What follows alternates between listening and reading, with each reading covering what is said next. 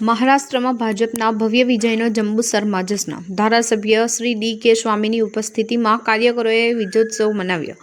મહારાષ્ટ્ર વિધાનસભામાં ચૂંટણીમાં ભારતીય જનતા પાર્ટી તથા મહાયુનિટીને મળેલા ભવ્ય અને ઐતિહાસિક વિજયના સમાચાર સાથે સમગ્ર દેશભરમાં ખુશીની લહેર વ્યાપી ગઈ છે. ગુજરાત સહિત જંબુસર તાલુકામાં પણ આ જીતને ઉત્સાહપૂર્વક વધાવવામાં આવી હતી.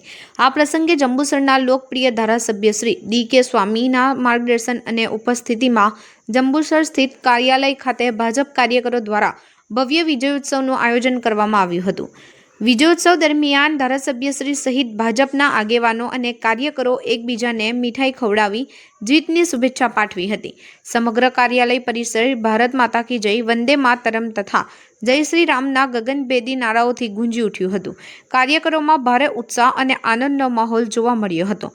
આ વિજય મહોત્સવમાં ધારાસભ્ય શ્રી ડી.કે. સ્વામીની સાથે ભાજપ સંગઠનના અનેક અગ્રણીઓ ઉપસ્થિત રહ્યા હતા, જેમાં મુખ્યત્વે શ્રી કુલદીપસિંહ યાદવ, શ્રી જ્યોતિષભાઈ જાદવ, શ્રી કિરીટભાઈ પટેલ, શ્રી મનન પટેલ, આ ઉપરાંત તાલુકા તથા શહેર સંગઠનના વિવિધ હોદ્દેદારો અને મોટી સંખ્યામાં કાર્યકરો ઉપસ્થિત રહ્યા હતા.